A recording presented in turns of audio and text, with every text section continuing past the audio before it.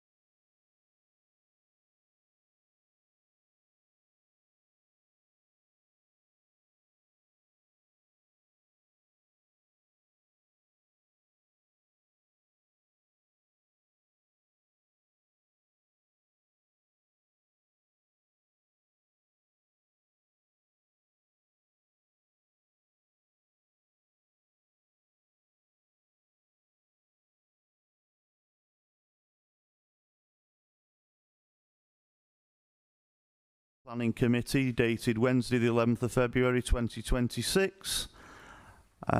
Just to like to remind members of the public, obviously some of these applications are obviously extremely heated, but if we could treat officers and members with respect. Thank you. So first of all, do we have any declarations of interest? Okay. Do we have any public questions? None received, Chair. Thank you. Do we have any apologies? We've received apologies of Councillor Hobin. Okay. Do we have any urgent business?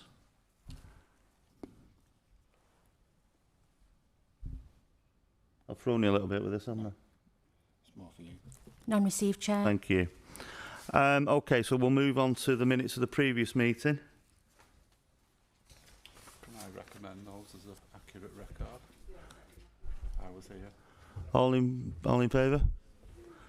Thank you. The ones that were here. Okay, due to high levels of public interest, we've moved the order of play around. So what was item 8 is now item 6. So we'll be starting with the application for the change of use to a 6-bedroom HMO in Kelvin Avenue, Royton. So if I could kindly ask the officer to present. Sorry, Kevin, thank you. Kevin Avenue, so if I could hand over to the officer, thank you. Okay, thank you very much, Chair. So yes, as has been explained, this is an application that relates to development at 3 Kevin Avenue in Royton. And this application has been referred to committee given the applicant is related to Councillor Jabbar, and therefore in accordance with the Council's constitution and scheme of delegation, a committee decision is required for obviously for transparency reasons. So the application, as you'll be aware, is for the change of use of the existing dwelling to a 6-bed HMO, house in multiple occupation, and to facilitate that would require a first floor extension over the existing garage. So just to provide a bit of introduction to the and context, the site location plan is shown on the screen, and the site is shown edged in red, which identifies its curtilage. It is located to the east of Oldham Road. It's approximately 300 metres to the northeast of Oldham Hospital. And I've got a slide here that I appreciate it might be difficult to see, but in the bottom left-hand corner is the hospital site, and the red arrow in the centre towards the top is the application site. So Kevin Avenue itself connects Mildred Avenue and Angela Avenue. To the north of the site is Seville Street, and that's defined mainly by terraced properties, although Edge Hill residential care home is located on its junction with Oldham Road. To the west of the site is an Indian restaurant on Oldham Road, and to the south, the property's front elevation faces Mildred Avenue, which is characterised by a mix of 2-storey detached and semi-detached dwellings, with many having benefited from 2-storey or first-floor side extensions. In terms of Kevin Avenue itself, it is defined by predominantly 2-storey dwellings.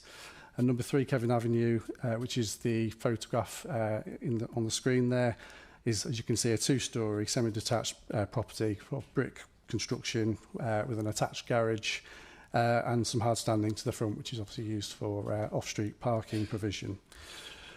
So since the 1st of January 2026 this year, the Council has adopted what is known as an Article 4 direction, and that essentially restricts any change of use from a dwelling house like this to a HMO of up to 6 people, which falls within use class C4, unless planning permission has first been obtained.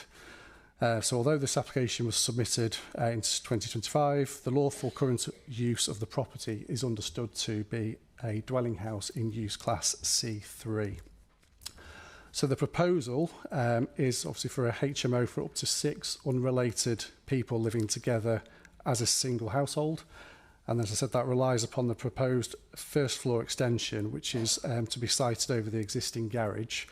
And that would create a bedroom and utility room at ground floor level and 2 bedrooms at first floor level. We have some slides that obviously show the context in a bit more detail, including the proposed floor plan, which I'll leave up on the screen. So the extension itself is considered to be acceptable in terms of its appearance, its design, its integration with the existing streetscape, and is not considered to have any direct harm to adjoining properties, at least not to the extent that would enable any justification to be provided for refusal of the application. And furthermore, as you've seen from some of the images, and if you know the site, there are numerous examples of two-storey and first-floor side extensions in the surrounding area. So as a starting point for the consideration around the use, the proposed change of use, the use of the extended property as a dwelling house for a family of 6 or potentially more would remain in C3 use and would not require permission.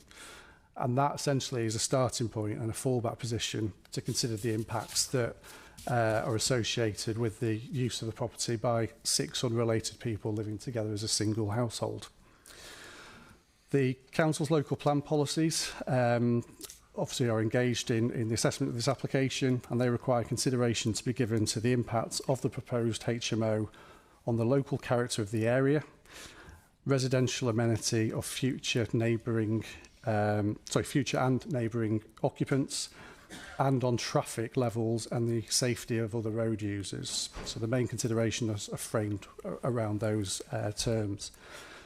In terms of the impact on the character of the area, it is considered that there is, given there's no localised concentration of HMOs, and as a result of the property being in an established residential area and sustainably located in terms of access to public transport options and to goods and services, the introduction of a HMO here is not considered to be incompatible with the existing character of the area. In terms of amenity considerations, the accommodation itself is compliant with the council's HMO standards. And that's a document that sets out requirements for matters such as the layout and the size of bedrooms. On that basis, we haven't had any objections raised to the proposals from colleagues in environmental health, who manage the associated but parallel licensing system. The physical appearance and impacts of the proposed extension would not be harmful to existing levels of residential amenity and are similar to other two-storey extensions in the vicinity.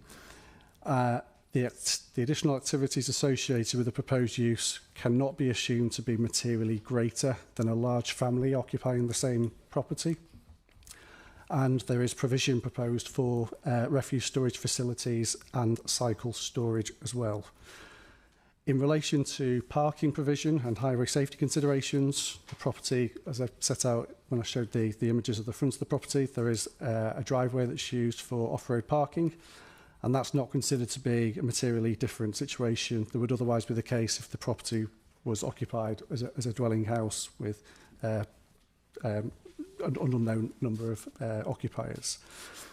Furthermore, there's been no objections raised to the application by the council's highway engineer, and it should be recognised that the site is in close proximity to public transport options and within access to Oldham town centre itself. Whilst it is acknowledged that the proposals have attracted a high level of public interest, and that's evident obviously from turnout this evening, and also in factual terms, the 41 representations, petition with 59 signatures at the time the report was written, and then as is noted in the late list, there's been a couple of additional representations made since the publication of the report.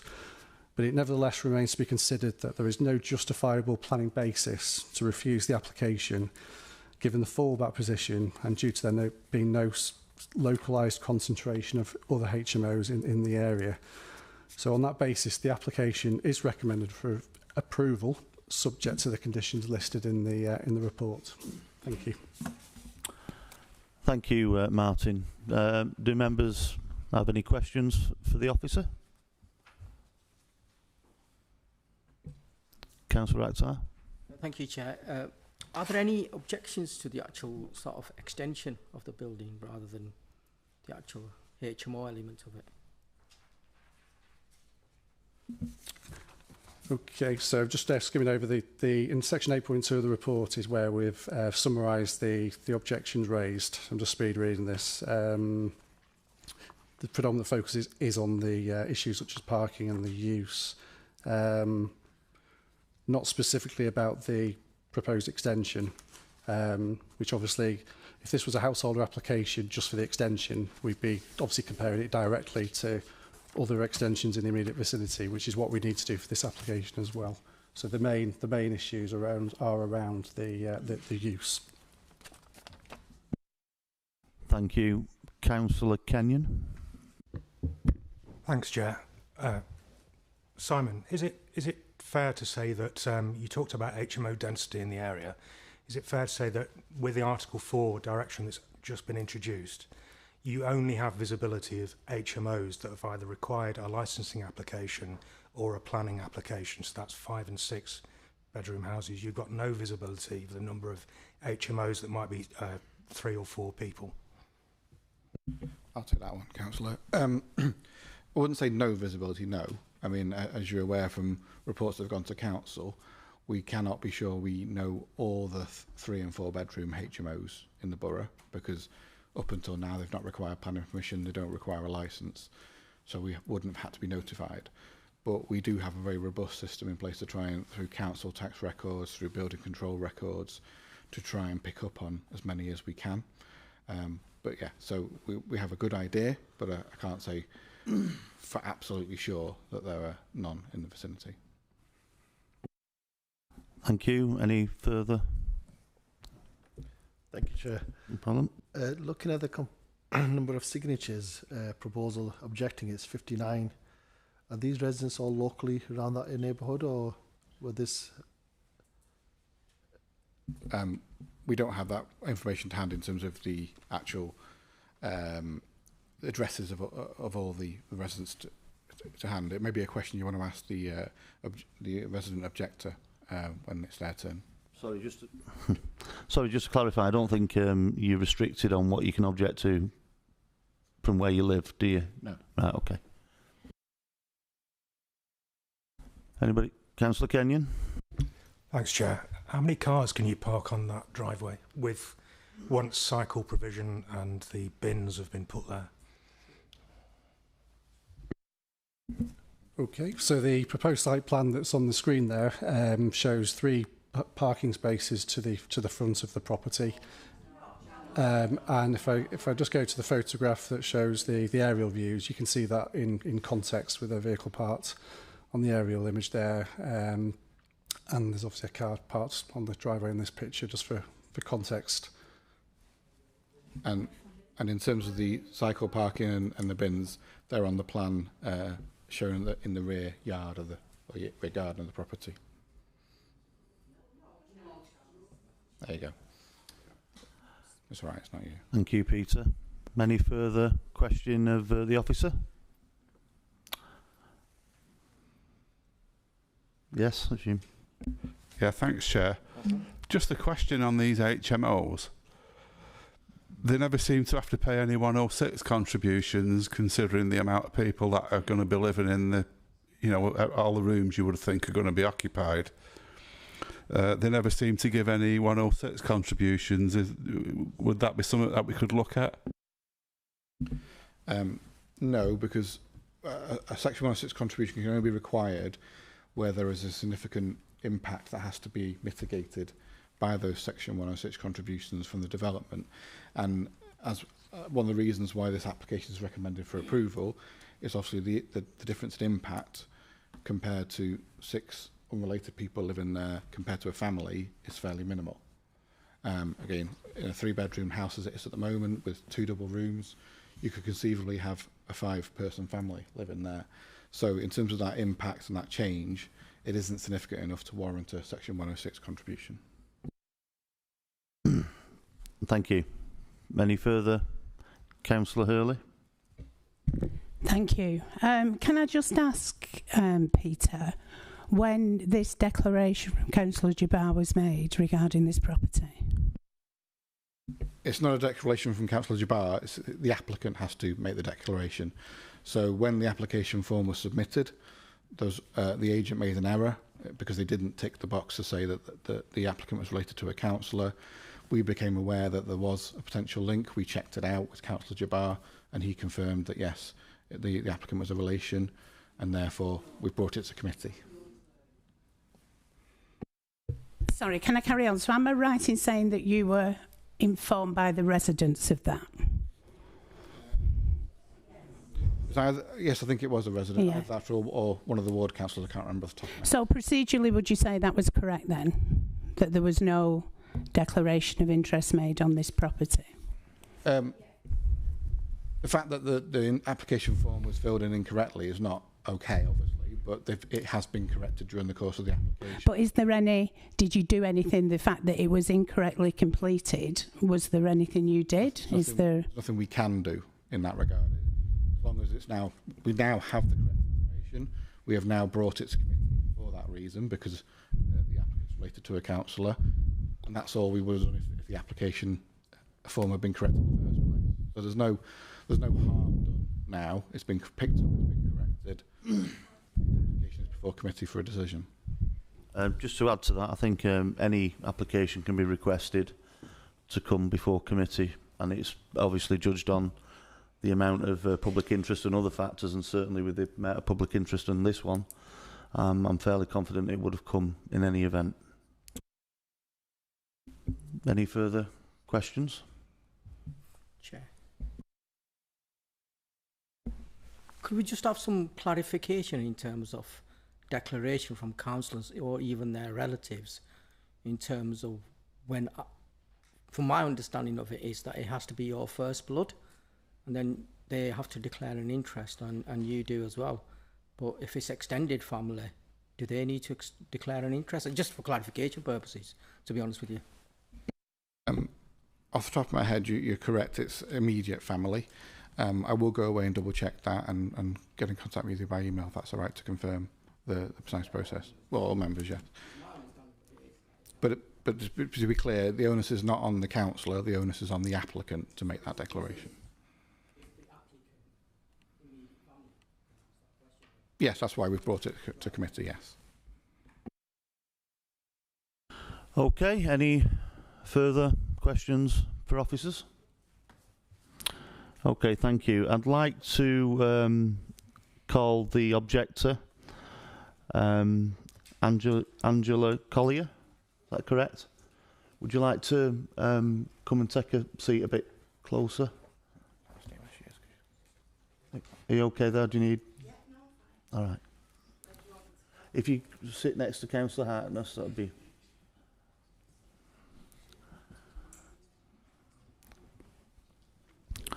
And so, just take your time. We do have a time limit of 3 minutes, but I'm not 100% going to put the hammer down if you're in mid-flow. And it starts when you want to start. Okay. So yeah. So Councillor Hartness will show you, and just in your own time. Yeah. Yep. Thank you. Can I just answer? I'm not sure who it was that asked about the objections online. They were all from local residents. So good evening. I am speaking on behalf of the residents of Kevin, Mildred and Angela Avenue. I've never done anything like this before, so I have had a bit of help looking online. I believe it's about the actual building, and yes, lots of properties around us, they have extended on top of the garage, and that's to extend their family home. Tonight we would like our voices, our opinions, listened to and heard. The tenants have lived there happily for over 8.5 years with their son, who is autistic and has other disabilities. The upset of all this has now had an effect on his mental health and has caused a lot of upset to the tenants, understandably. They've received no notification from the landlord, and up to date they've still not had any notification. They found out on Christmas Eve from the neighbours, who had all received a letter from the council. This surely isn't right. And now we believe the landlord, as it's been mentioned, is related to a councillor, and that again, it hadn't been declared and it's not right. Whilst I was looking online about HMOs, the wording was they are usually for the lower tier of people, i.e. people on benefits, migrants, out of jail, students. Would any of you want these sort of people on your street? And yes, the argument could be, they could be professional, but we just don't know. And it's about the turnover. If we were getting new neighbours, if the house had been sold and we was getting new neighbours, we can't do anything about that. We run with it. If it was still rented and we were getting tenants in, they get a contract, a lease or whatever. HMO, the turnover is constant. We've got a nursery at the end of the street. Some of the neighbours actually foster grandchildren, children. It's just a concern, hence why there has been so much online and the turnout tonight. There's been a lot of upset and anger about this. Sorry, I've lost myself. The house, as you showed on the pictures, it's on a corner. The parking. 30 seconds left. Sorry. It's busy already on that corner, and some of the men, they have vans for work. They actually struggle getting round early doors in the morning round that corner because of the cars that are already there. Okay, so parking is a bit of a concern.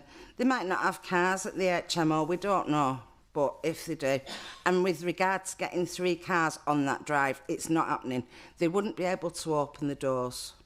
The next door neighbour does have a concern about the alleyway in between the houses, because as it is now, they have a key for the for getting the bins out. How would that work with 6 people in a HMO? I've had to finish now. I can carry on.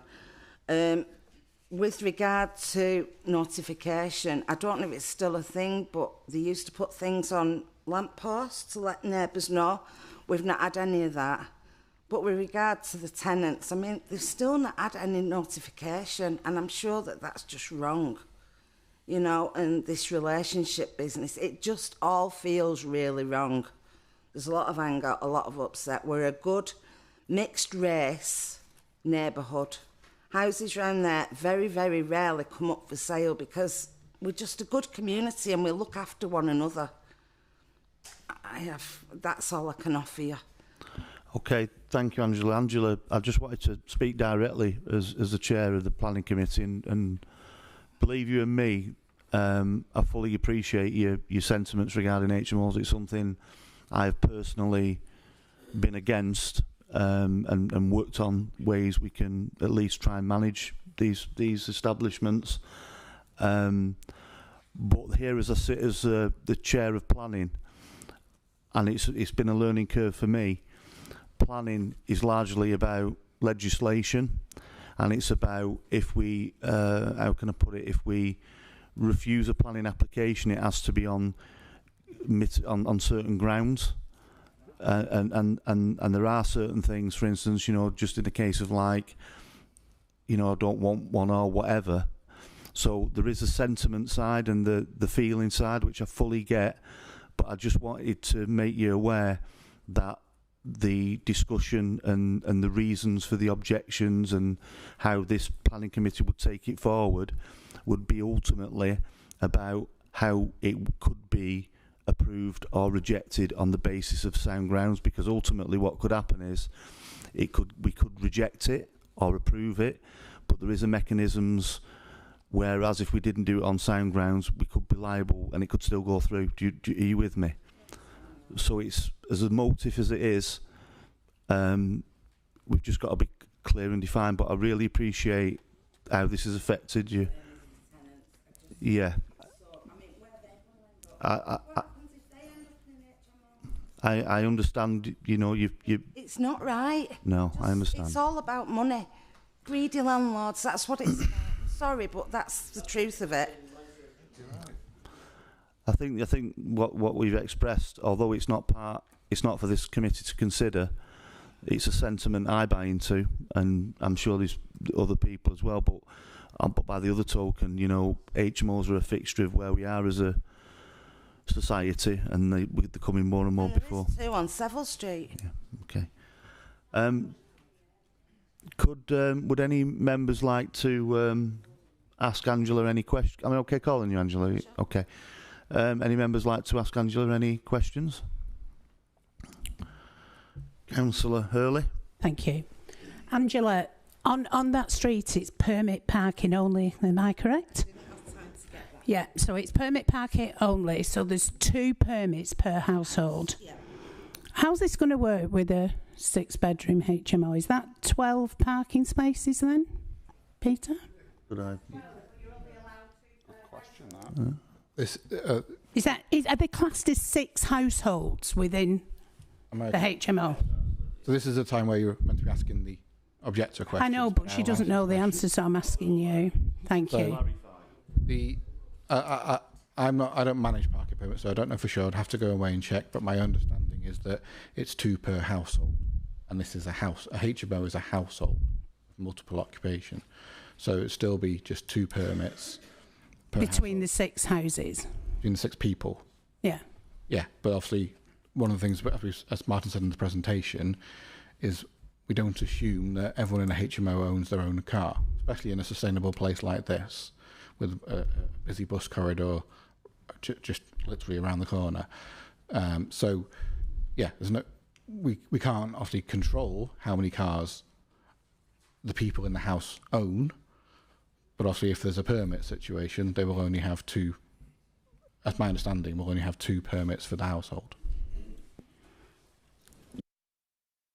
Thank you, Peter. Okay.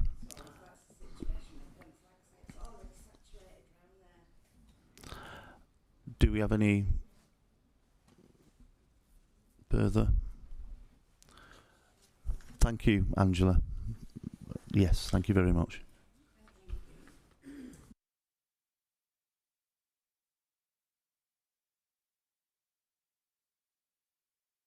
We've got the ward councillor to speak on behalf of residents. If Councillor Hughes would like to come forward.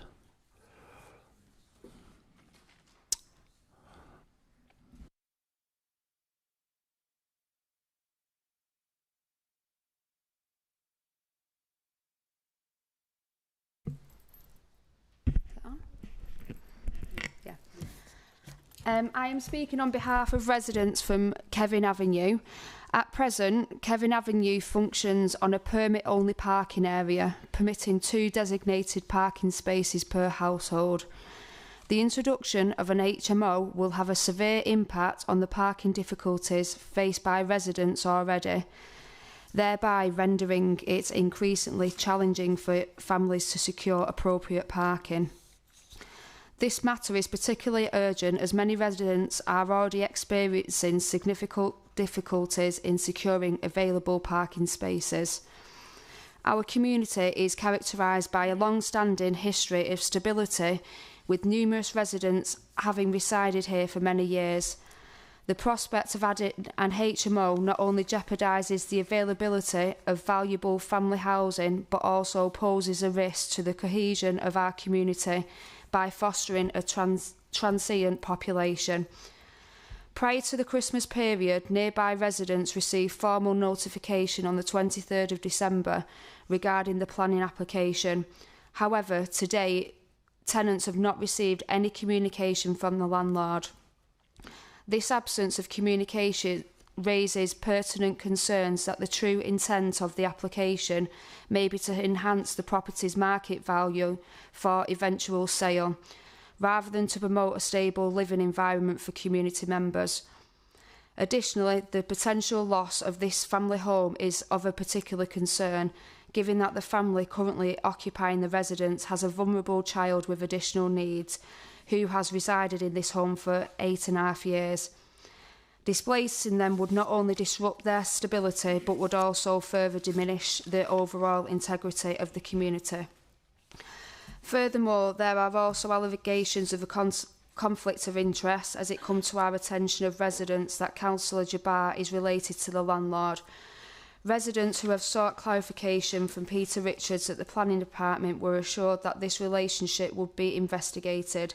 So we are respectfully requesting an update regarding this inquiry, as transparency and accountability are paramount in maintaining the trust of our community. Royton MP Jim McMahon recently shared impact on the communities, that the rise in HMOs is blighting communities across Oldham, leading to increased pressures on local services, parking issues and waste problems. The loss of family homes, he has highlighted that family homes are being lost to HMO conversions, often being sold at inflated prices due to their potential income.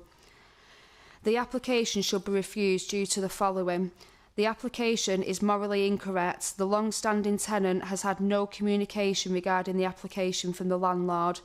If planning allow the application, it will be setting a dangerous precedent, allowing landlords to put profit before the rights of tenants. Harm to the character of the area. Kevin Street is a predominantly residential street of family homes, primarily terraced and semi-detached properties. The proposal would result in the loss of family dwelling, undermining the established residential character. No evidence has been submitted to demonstrate that the introduction of a HMO would not unbalance the community mix. The proposal would harm the character and stability of the residential area by introducing form of accommodation inconsistent with the surrounding family housing. The parking pressure and highway safety. Kevin Street experiences limited on-street parking capacity. The proposal provides no off-street parking. A HMO would reasonably be expected to generate multiple vehicles, significantly worsening congestion and parking stress. No parking stress or highway impact assessment has been provided. The proposal would increase significantly existing parking pressure, leading to highway safety concerns and inconvenience to existing residents. Due to the reasons above, I respectfully request that the Planning Committee refuse this application. Thank you. Thank you, Councillor Hughes. Do we have any questions for Councillor Hughes? Councillor? Yeah, thanks, Chair. The reasons why you give there for why it should be refused, can you just repeat those again, and then we can, when we either now they can respond to that, whether they're reasonable reasons, or we can open it up when we have the discussion either way. Yep, so do you want me to just read through them all again, yeah? Yeah. So number one, the application is morally incorrect. The long-standing tenant has had no communication regarding this application from the landlord. If planning allow this application, it will be setting a dangerous precedent, allowing landlords to put profit before the rights of tenants. Peter, although I think it's a tragic situation, I mean, it's not a, if you could just clarify in planning terms. Yeah, in planning terms, that's not a reason that we could use to refuse. It's not a moral issue. It's, you know, a landlord is entitled to look at how they manage their property and what they want to do with it. The current tenants could have been given notice at any time in the same way. They could have been, I'm saying, impossible. So the point is that the change of use isn't creating that issue. It's already a rented property that someone, you know, I'm sure many of you, I have been given notice before living in a rented property. It's part and parcel of living in a rented property. So there's no moral issue in that sense, and it's not something we could base a planning reason for refusal on. Councillor, if you'd like to give your next point. Yeah, Kevin Street is a predominantly residential street of family homes, primarily terraced and semi-detached properties. The proposal would result in a loss of family dwelling, undermining the established residential character. No evidence has been submitted to demonstrate that the introduction of a HMO would not unbalance the community mix. That's the next one. Peter? Okay, so a couple of things on that. I would, in terms of the latter part of what you said, there's also no evidence been presented that it would unbalance it. One property changing to a HMO does not imbalance the whole street and the character of the street. It is about who you get in, and that could happen in an owner-occupied property, a private rented property, a HMO, or any other kind of property.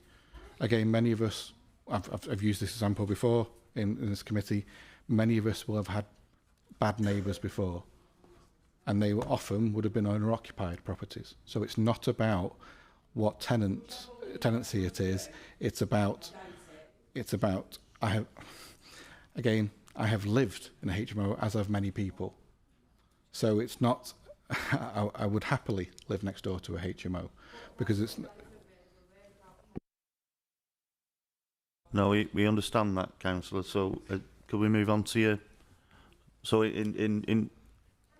So yeah, the reason, as I set out earlier in Martin's presentation, there is not such a significant impact by this change of use that it would warrant a reason for refusal, simply because one house is turning to a HMO.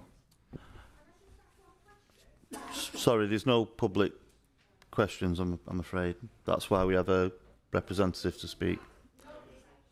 Councillor Hughes, would you like to? Yep. The next one is parking pressure. Kevin Street has experienced limited on-street parking capacity. The proposal provides no off-street parking. A HMO would reasonably be expected to generate multiple vehicles, significantly worsening congestions and parking stress. No parking stress or highway impact has obviously been provided. Peter? So again, what we're having to compare is with the existing use with what is being proposed. Obviously, a family home can have multiple cars, and a HMO may have multiple cars. It may not. Depends on what the occupiers, if they own a car or choose to drive or not. Ultimately, there is, well, there's 3 shown on the screen, but at very least, you could certainly get 2 on the driveway. As has already been mentioned, each household gets 2 on-street permits as well. That's the same now. No matter how the current occupier may use those permits are there. They could be used by that occupier or a future occupier. So you're already talking about there, under the current situation, there's potential for 4 cars, and that would be maintained under the HMO, because there's space on the drive for at least 2 cars, possibly 3. There is 2 parking permits available. No different to the current situation. Thank you, Peter. Councillor Hughes, do you have? Okay, do we have any questions for Councillor Hughes? No, thank you, Councillor Hughes. So I will now open it to the floor. Councillor Davis. Yeah, thanks, Chair. So, brilliant point about the parking permit. So just to get clarity on this, are these properties now, each individual unit, which is 6 units, entitled to 2 parking spaces, or is it 2 for the full property? So can we just get a clarity on that? So it's not 6 units, it's one household of 6 people. So from what I've heard tonight from councillors and what have you, the situation on this street is that each household gets 2 permits, and that would be no different for the HMO. So absolutely clear that there'll only be 2 parking permits available, because obviously my concern is if there was 12 potential people able to park there, then that would be chaotic in that little corner. I can confirm, yeah, that it'd be the same situation as the current household, 2 permits. So for absolute clarity, it is not treated any different from any other household in terms of parking. They get 2 parking permits irrespective of how many people in that house drive. That is my understanding, yes. Thank you. Sorry, can I just clarify? Can I come back? You said before that you needed to go away and check that out. We need to know definitely or not. Can I come back? What I needed, sorry, Chair. Yes. What I was suggesting I needed to check was how many permits each household gets. You've told me tonight that there's 2 each household. What I do know is that just because it's a HMO doesn't mean it will get more permits. It'll be the same as any other household. Councillor Davis. Okay, so I'm not confident that this is only going to be 2 permits for that property, because I think you said you needed to confirm, Peter. I'm sorry to doubt you. Now, if you do, would it be worth deferring this and then getting that information? Because I'll tell you what, I won't be voting for this if there's 12 permits allowed at that property. For sure. I don't know for sure about I'm sorry, I'm not doing it for applause. I'm just doing it because it's the right thing. So, but thanks. Sorry, yes, of course you can, Peter. So, Councillor Davies, in response to what Councillor Hughes just asked me, I have just confirmed that my understanding is there would only be 2 permits, just like there is for any other household on the street. What I was originally querying and said I would go away and check is how many each household gets. But I'm basing it on what I have been told tonight, that each household gets 2 permits. And if that's the case, the HMO will be the same. If each household already gets 3 permits, then it'd be the same for the for the HMO. If they only get 1, it'll be the same for the HMO. Are you reassured, Councillor? Well, I've got to be, because, you know, if that's what Peter says, that's the information that we've got to put in this planning application. But we can't say, if it turns out, oh, there's 12 parking spaces available, we can't say, well, let's bring it back to committee, can we? Well, could we the not decision's put a already been caveat in? made. Could we not put a caveat in to say... Is that possible? Yeah. Chair, could I just... Yes, if you may, from a legal point of view. Well, it's not so much that. I deal with traffic regulation orders, which is what this would be, and we have permit parking schemes, and it would be the same as Peter said. It's the number of permits per property. So the fact that this is an HMO with 6 persons potentially living there, that's not the point. It's the number of permits that we would allocate for that property at that location. And the residents are telling us it's 2 on that street, so that would be the number of permits that would be permitted to be issued. We wouldn't issue 6 permits, or 12, or any more than 2. Councillor Kenyon? Thanks, Chair. There's an HMO in my ward, which was for 6 people, but is split into 2 units. So it's perfectly reasonable that if this could go through as an outline planning, and they could decide to split that as 3A, 3B, with 2 permits each, plus the 2 on the drive is 6 cars. There's nothing in here that says they couldn't do that. Yeah, absolutely. No, they couldn't do that in this situation. It is 1 property. They would have to apply to split it into 2 properties. But you'd have no cause to reject that, though, would you? In terms of the number of people living in what was 1 property and into 2, no. Although I think, knowing, obviously looking at the property and knowing how it is, it doesn't lend itself to subdivision in that way. So I wouldn't think it would be suitable. Obviously, in that situation, if you're referring to the highways permits, and that's a different matter at that point if that application ever materialised. But we have to consider this application on its merits. We can't decide this application based upon what might or might not happen in the future. Councillor Hartness? Yeah, it's just a quick one on the design, so there's size, I suppose, of the extension. How does that compare with other extensions already on that street scene? Okay, so in terms of there's obviously a limitation in terms of the space available to extend upon. The footprint would be the same, because obviously there's the existing garage that the proposal would seek to convert, and also add the first floor side extension that's on the screen there. So it does utilise the full space, other than providing an access route through to the back for bins and for the bike storage facilities. But it's directly comparable with others on the street. I wouldn't go so far as saying they're absolutely identical measurements, but they are broadly comparable, and this would be, the scale of it is consistent.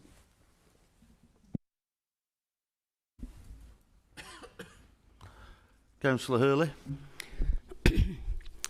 I'm still not convinced.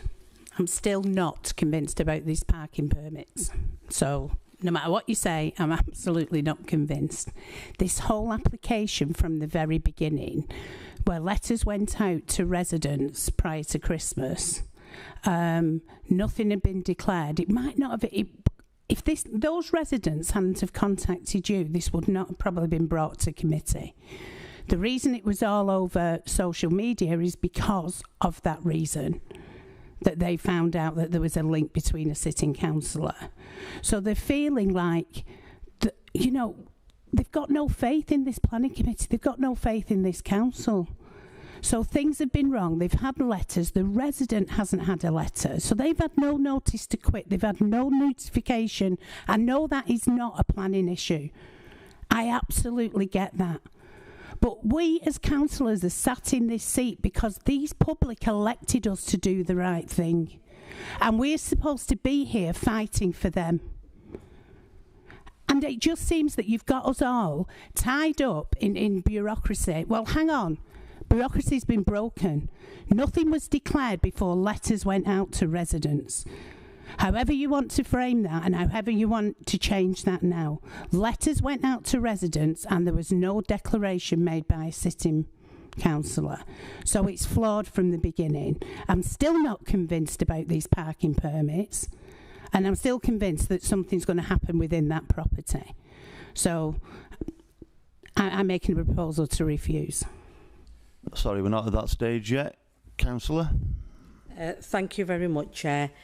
Can I just start off by saying that I absolutely understand everything that's been said today by the lovely lady, Angela, I believe, and the councillor as well. We've got to be real here, and as councillors, we've got to work on legislation. By playing on heartstrings and using those words to entice people is completely wrong.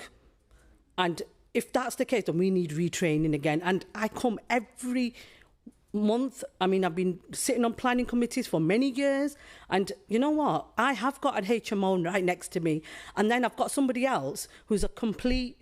the police are down every other day, unfortunately, because she's got an issue, she's got health issues, she spits everywhere. We've got 2 schools, a mosque, 3 local shops, and we've got children everywhere.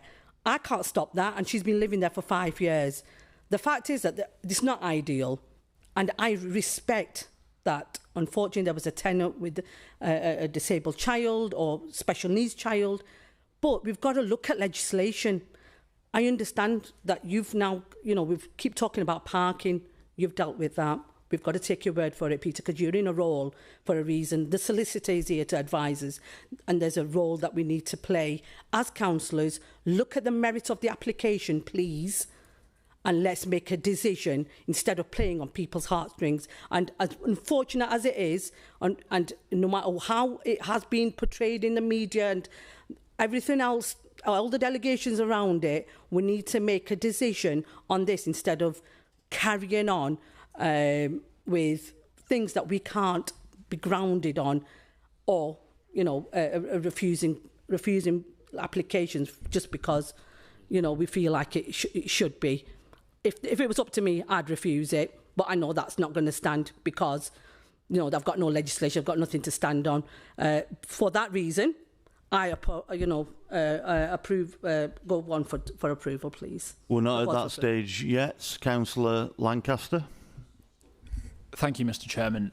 On the basis of the discussions held already, I think the main thrust of opposition is as it relates to the parking permit and the highways arrangements. And I appreciate the reassurances that have been given already around the existing parking permit scheme and how that would relate to this property as also in the event of the change of use.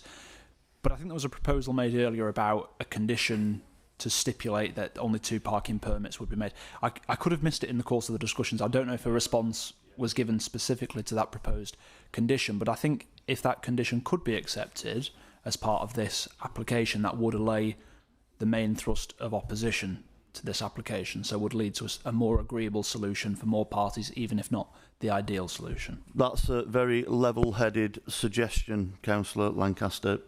Could we include that as a... It is a very level-headed suggestion, and I wish I could say yes, but because the permits are covered under a different legislation, as Alan referred to before, under the highways legislation and the traffic regulation order, it is already taken care of in that sense. Come back, Councillor Lancaster, on that. Please. Thank you, Mr. Chairman. The other concern which was raised by Councillor Kenyon related to subdivision of the property in a future event, and I think, Peter, you said that that probably wasn't likely due to the internal configuration. But in any case, could any conditions be applied to restrict that future development? And would that be suitable? No, simply because it would require planning permission anyway.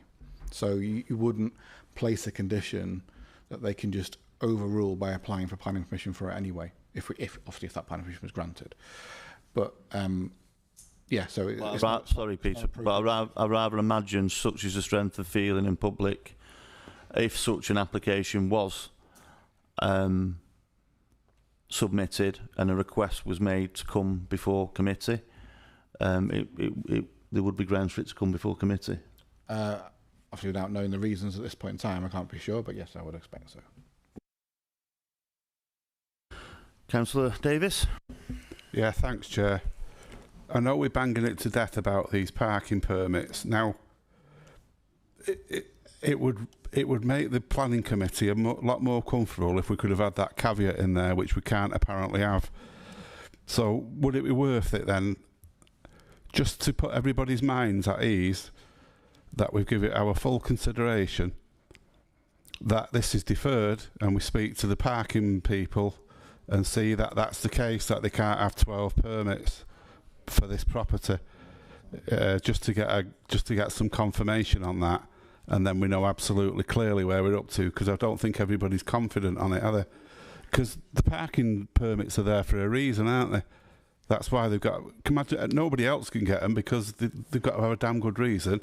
With that close to the hospital, then you know it'd be absolute chaos with 12 vehicles on that corner. If that was the case, I don't think it is, but it's just to put everybody's minds at ease what they know what they're going to vote on.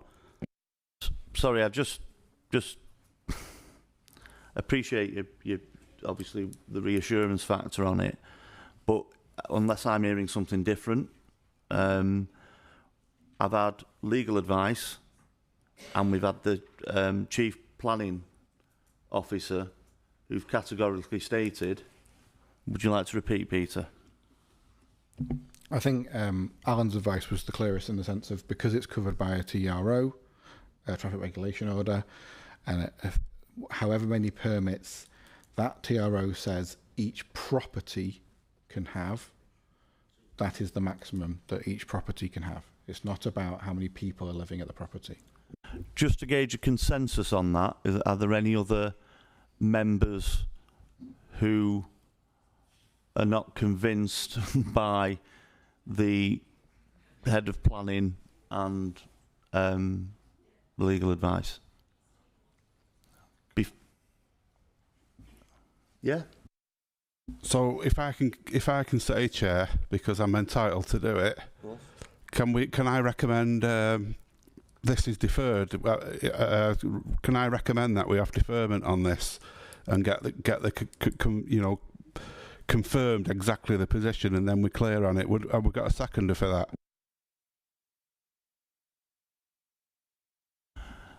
Do I have a seconder? I'll second that. Okay. All in favour of deferment?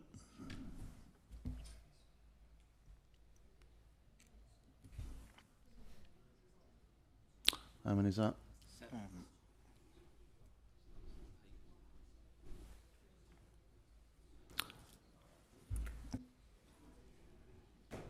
Sorry. Okay. Against?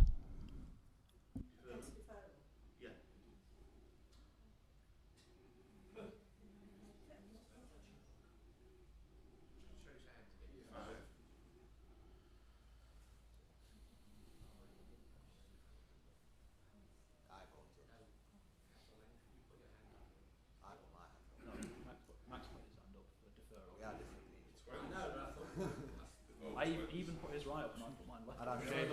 And I've shaved my beard off.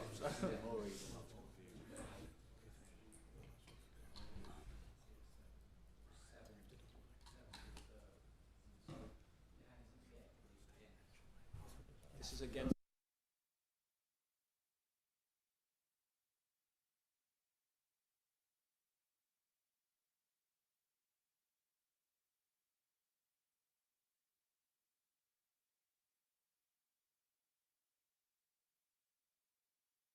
Okay, so we will defer this application until we can get specific reference on the parking permit situation. Okay, thank you. We're going to have a recess now while we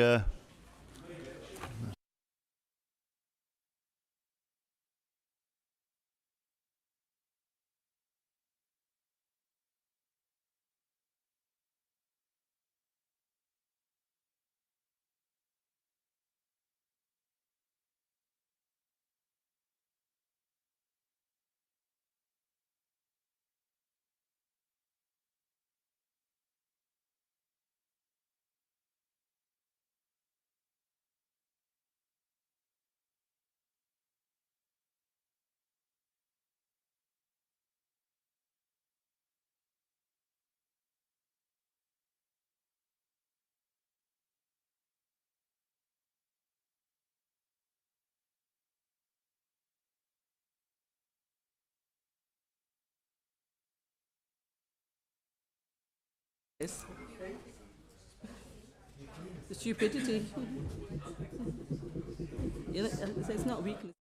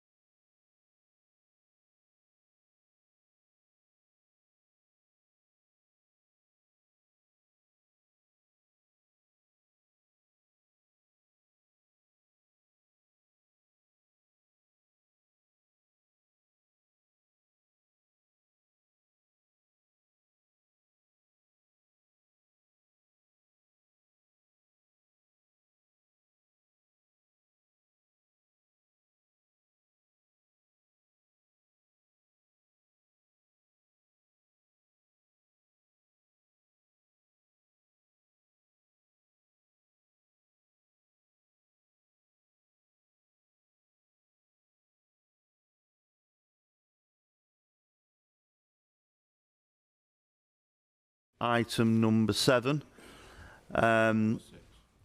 which was 6, which is land at Butterworth Lane, Chadderton, Oldham. So if I could hand over to the officer who'd like to do the presentation. Thank you. Thank you, Chair. Hello, everybody. This application is presented to committee due to the application providing more than 20 dwellings, and also the site is currently owned by the council. The application has been submitted by the preferred bidder, which is Roland Homes, as the applicant to bring forward the site for development. In terms of the late list, we've got the planning agent, Jack Woodford, speaking in support. We have Rob Jackson as an objector, and also I understand Councillor Shuttleworth will be speaking. The late list also includes just updated comments from Natural England, who've confirmed no objections on ecological grounds. This is primarily in relation to a revised drainage strategy. Just turning to the aerial view of the site, the application site is made up of previously developed land formerly occupied by the Collective Spirit School, which closed, I believe, in 2017 and was demolished in 2020. The land is not allocated either as a playing field or any of the other protected designation. A bit small, but from the aerial view you can see to the west the site adjoins Butterworth Lane and Whitegate End Primary School. To the north it backs onto housing along Teesdale Close and the cul-de-sacs. Along the eastern boundary the site runs next to Rochdale Canal, which is a protected designated asset, and with the M60 corridor behind it. And then to the south, the site is bordered by Hollywood Avenue, Thorley Close and Hazley Close. The site is brownfield land, having been previously developed. And in terms of there's no specific allocation to this site, but the council's own strategic evidence, or the SLAR, identifies this as suitable, available and deliverable for housing. The layout delivers 149 dwellings in a mix of 2, 3 and 4 bedroom homes, and this includes 40% affordable housing, so 60 homes, and these are distributed across the site. This mix reflects the identified need for family-size homes in Chadderton. The existing access onto Butterworth Lane is to be reused, and there's no safety issues. To the northern edge, the scheme incorporates a landscape green corridor running parallel to Rochdale Canal. There's also pedestrian connections running across this corridor as well to the adjacent streets. In terms of landscaping, what you can see here is actually the extent of unbuilt areas within the site. There's a substantial programme of replanting, so that's 92 new trees, extensive native hedgerow, shrub planting, over 5,000 shrubs, for example. And overall, the landscaping is there, that it's not a densely built site. There's a clear network of green space throughout the development. The scheme balances, obviously, the requirement to provide housing on the site with meaningful green space along the northern boundary. As I said, the scheme will deliver a green edge. This has been repurposed as a greenway with a safe and attractive route along the canal corridor. Second, the application secures a Section 106 contribution of over £586,000 towards off-site enhancements for public open space, and these will be directed to either the adjacent school playing fields or identified Granbury Street fields. This is subject to final agreement with the council. In terms of the wider site context, this image here just shows how it connects to the existing green spaces nearby. The site is surrounded by an extensive range of parks, green corridors and natural spaces, all within reasonable walking and cycling distance.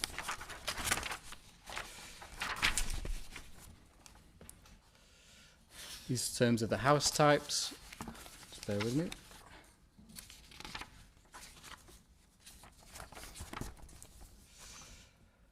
Various scales here. You've got the apartments to the top left of the screen, and then a mixture of 2, 3, 4 bedroom properties.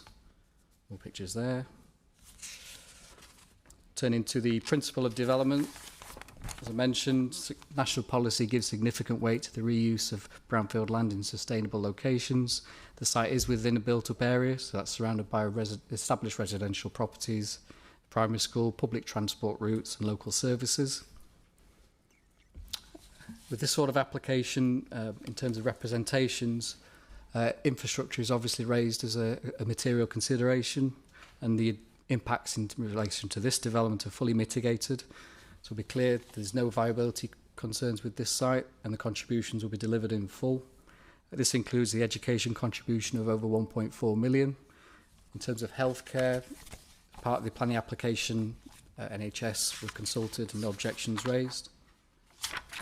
And in terms of transport, that's been fully assessed and modelled, and there's a small contribution towards CCTV junction monitoring at one of the junctions nearby. Touched on public open space. As I say, the green corridor isn't just sort of a grassed area, it's complete with trim child play features, seating, bins and planting. This is, in terms of maintenance and management, this is to be managed and maintained by a private management company on behalf of the developer, and not the council.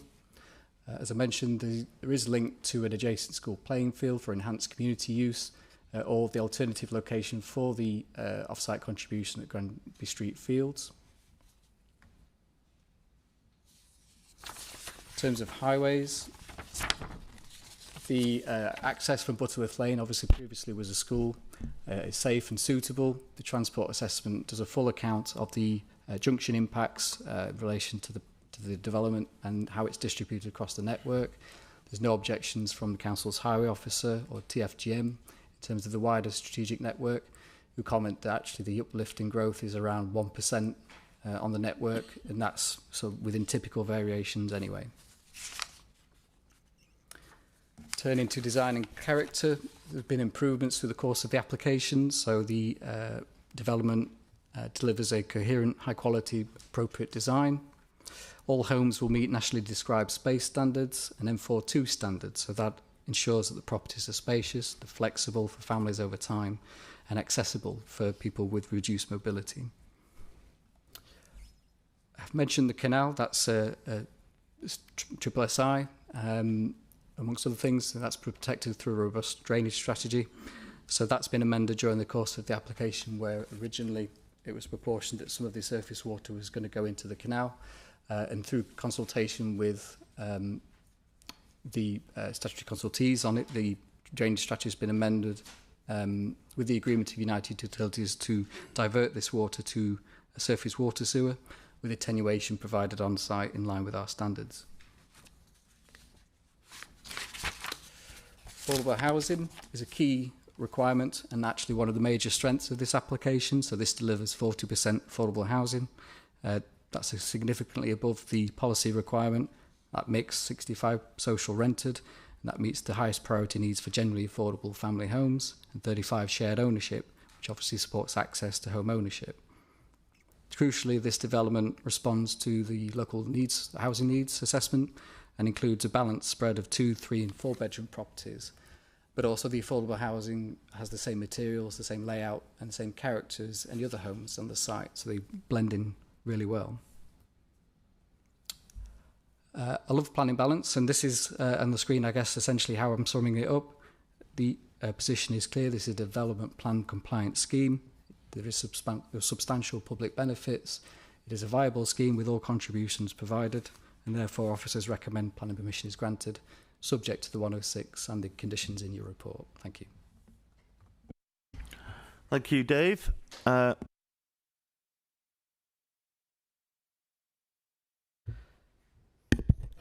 Thank you, Chair. If you go back to the planning, you had a picture up there about where the sorry about that. On-site parking, is it?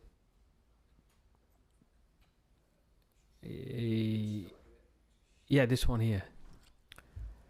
So is all the properties got on-site parking? And I might as well ask the second question whilst I've which way is in and which way is out? Is it all the same, one way in, one way out? I can't figure that out. Thank you. No, thank you. Yeah, in terms of parking, all properties have access to their own dedicated parking. The apartment block has a communal parking area for the benefit of those residents. The amount of parking depends on the size of the property. So 1-bedroom properties will have a single space, 2 to 3 bedroom properties will have usually a sort of space and a half collectively, and then 4-bedroom properties have 2 spaces. And in addition to that, there's various locations where visitor parking can take place as well. And yes, the main access, or the only access, sorry, is off Butterworth Lane that reuses the existing one. Just to make clear, there are other access points, but these are pedestrian cycle only, off either side of that screen there to the local street. So. Councillor Akhtar. Thank you, Chair. It's not a question, it's just a comment. I would like to commend Peter and his team for bringing along an application. This is the first time I'm actually seeing something in front of us which covers obviously a Section 106 contribution along with education and transportation as well. And that's highly commended that we've actually done that, and it's a really good, it's a holistic sort of approach to maximising our income from these new developments. Thank you. Councillor Davis. Thanks, Chair. So there used to be buildings on here, and there was when it was a school that's been pulled down. Now, part of the site as well, a big part of the site was a playing field, which is a field. Now, why is the full site then? I'm not saying it shouldn't be, because I think, as Councillor Akhtar says, I think it's a really good scheme, and all the rest of it. It delivers all kinds of benefits, but why is the full site then dedicated as brownfield site when some of it was never built on? Peter, would you like to formally answer that? Thank you. Yeah, it's a little bit of a technicality, I suppose, but obviously because the property as a whole was taken as a whole, and it had a previous use as a school, the whole site is considered as a brownfield site. That doesn't take away from the fact that obviously there were playing fields on there, and I think it's worth stressing. I don't know if you can go to that plan that shows the open space next door. That one, yeah. Obviously, you can see in the right angle, if you like, on the left-hand side of the image there, there's a grass pitch still remaining. That was part of the Collective Spirit School site. It's been retained. It's not been involved as part of the disposal, potentially to Roland Homes. It's been retained and it passed to the adjacent primary school. So there are still playing fields in the area. And again, as Dave referred to, we've got Section 106 contributions that, if it's appropriate, we can, with the agreement of the school, we can enhance that field and make it open for public access outside of school hours. So just to be clear. Thank you. Any further questions? Councillor Kenyon. Thanks, Chair. I was looking through the conditions. So the housing mix and the proportion of affordable housing, that's not a condition, is it? Or is it? Thank you, Councillor. No, it's not in this case because uniquely, because the council are the current landowner, and through they've got essentially an option here to for Roland Homes to purchase the site subject to planning permission being granted. As part of the land transfer, that secures the affordable housing within the site as part, and they deliver it through the land transfer rather than the planning permission.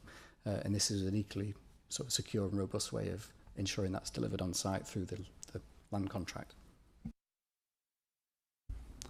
Thank you for clarifying that. Any further questions? Okay, I'd like to ask the objector, Rob Jackson. Just to let you know, Rob, you get 3 minutes in your own time. Just take your time and we'll go from there, yeah? It might be slightly longer than 3 minutes, but not. We'll use discretion, yeah. Thank you. So, firstly, we'd like to state that we're not objecting per se. I think we all agree that the land needs to be utilised. The design and the scheme are which we require further consideration. These 3 main points we've got. So the first point is inadequate access and road safety. The sole vehicular access proposed from Butterworth Lane is immediately next to a primary school and is wholly inappropriate. The Oldham and Rochdale Urban Design Supplementary Planning Document, the SPD, sets out the principles of ease of movement, stating that development should have provide safe, direct and convenient access for all. The SPD also emphasises safety and security, requiring that developments create environments where movement and activity are safe, overlooked and integrated with surrounding areas. More importantly, by concentrating all traffic movements through a single point next to a school, the scheme directly conflicts with your own planning guidelines. A primary access, ideally from Hollywood Avenue, would be sufficient. Second point is traffic impacts and transport policy alignment. The Butterworth Lane already suffers from a large amount of congestion and safety issues, contrary to what's been said, especially rush hour to and from drop-off points and pick-up times. It would seem that the due diligence and impact assessments have not been properly conducted, regardless of what the application report suggests. Oldham's development framework requires that all major residential developments must achieve high or very high accessibility levels and ensure safe and suitable transport connections. However, a single constrained access fails to achieve this requirement. Multiple access points, including Hollywood Avenue, are necessary. It also contravenes the National Planning Policy Framework, the NPPF, paragraph 111, which that requires refusal where development causes an unacceptable impact on highway safety or where cumulative impacts are severe, which we believe it does. The third point is the housing mix and community balance. The Development Framework 11 requires new housing developments must provide a mix of dwelling type, size, tenures to meet the needs of different groups within the community. Similarly, the Draft Local Plan Policy H2 requires housing that contributes to balanced, inclusive and sustainable communities. However, the scheme appears weighted towards low cost and social housing without clear justification. Without clear justification of tenure split intended beneficiaries or how this responds to local demand. It's South Chadderton, this scheme changes the whole demographic, particularly when neighbouring areas have already expressed strong opposition to HMOs and intensive social housing. So in summary, in line with the Urban Design SPD and the Oldham Development Framework, Draft Local Plan and the NPPF, we request that the Council considers require a primary and not singular access point from Hollywood Avenue. We kindly insist on a comprehensive traffic impact assessment and safety audit in compliance with Policy 5 of the Development Framework and the Urban Design SPD Ease of Movement Principle. Building the amount of development dwellings on the development with a singular access road next to two schools on a B road that is gridlocked twice a day is simply ridiculous. Not to mention that the proposed site is bordered and facilitated by A roads on two sides and certainly should not be a cul-de-sac enclave to start off with. We kindly also require a revised housing mix with clear tenure breakdown, aligned with Development Framework Policy 11 and Draft Local Plan H2 to ensure a balanced, sustainable community. Just for an example, the allocation of only 69 school places for 180 dwellings is poorly represented. 11 in front of you, the application report, it does read professionally, but as we understand it, it's more of a copy and paste exercise. And until these matters are addressed, we believe it should be refused and reassessed. Thank you. Well, we've got a lot to cover there, haven't we, Mr. Jackson? Yeah. I think we better try and get through. Do we have any questions for the objector?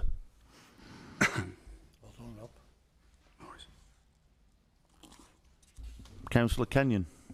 Thanks, Chair.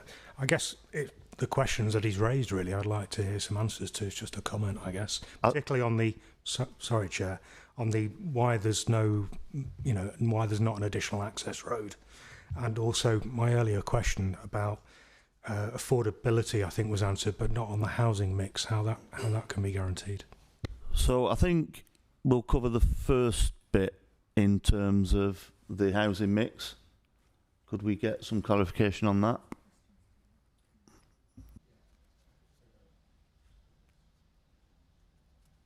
Yeah, we'll cover this later on, but I think what we'll do now is we'll go through the points you've raised. So if you could start with the first. Well, no. Have we got any questions for members for what you've raised? So I think Councillor Kenyon did have a right. Okay. Thank you for your time. Just to reassure you, we will go through what you've raised when we. Okay. Okay, it's now for Mr. Woodford, the applicant. Are you okay there, or would you like to? Do you want a front row seat? Okay, in your own time. Thank you, Chair. Thank you. Good evening, members. I'm Jack Woodford and I'm planning agent for this application. We'd like to thank officers and the Council for their hard work during this process and their recommendation for approval.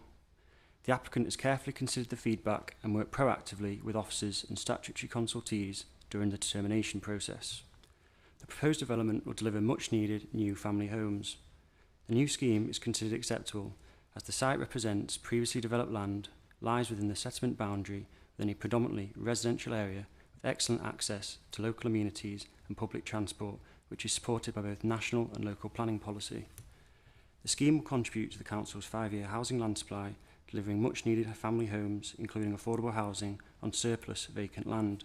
The site is identified in the Council's SHLA 2025 as suitable, available and deliverable for residential development with an indicative capacity of 149 dwellings. The development is well designed and will facilitate a mix of 2, 3 and 4 bedroom houses with a 40% affordable housing provision, exceeding the policy requirement. All homes have been designed to meet nationally described space standards and are M42 compliant. The affordable homes provided will be integrated throughout the site and will be delivered in partnership with a registered provider. The provision will be aligned with the local housing needs assessment recommendation of 65% social rented and 35% affordable home ownership. The development will provide on-site open space through improvements to the north of the site through trim trail style equipment encouraging active movement along the green corridor. The detailed landscaping proposals include planting of 92 new trees across the site, contributing to the provision of 10% biodiversity net gain. The development will also provide off-site open space, as the applicant is providing a substantial financial contribution to address identified deficiencies in provision for children and young people in outdoor sports facilities. The applicant will also provide a significant off-site contribution towards education for the provision of 89 primary school places within the local pupil planning area. Finally, no objections have been raised by internal or external statutory consultees, and the proposal will provide substantial social, economic and environmental benefits in accordance with planning policy. This is a fully costed scheme which will be brought forward for development if consent is granted. It is therefore respectfully requested that members grant full planning permission in line with your officer's recommendation for approval. Thank you. Thank you, Mr Woodford. Do we have any questions for the applicant's representative? Councillor Harkness. It's just a quick one on shared ownership, because I think it might have been another committee actually I raised about, because I thought well actually it'd be a good idea, but from what I understand on some of the previous shared ownership schemes in Oldham, there's not been a large demand for them. So would that then would there be a fallback position that if they didn't sell that you would use them for something else? Thank you for your question, Councillor. So the proposed mix of affordable has been designed to meet the housing needs assessment. So the housing needs assessment has been undertaken to determine and has determined that there is a need. So I think it would be down to the registered provider to determine what the fallback would be. Thank you. Any further questions? Councillor Hurl. Just a quick one, really. Has there another access point onto Hollingwood Avenue been considered? And if so, or if not, why not really? Thank you for your question, Councillor. I'm not aware if it has been considered. I think comprehensive consultation has been undertaken with National Highways, the Local Highways Authority, TFGM, and the applicant submitted a range of highways reports. And no objections were raised, subject to conditions. Comprehensive information has been submitted, and a number of consultation exercises have been undertaken with revised layouts, etc., with the local highway authority. So I'm not aware if that has been considered, but the access has been deemed safe by a number of consultees. Thank you. Would anybody like to ask another? No? Okay, thank you for your time, Mr Woodford. I'd like to now invite Councillor Shuttleworth to speak on behalf of residents. Thank you. Thank you, Mr Chairman. First of all, could I ask that the original, or the first image is put up, the coloured aerial scheme of the site, please?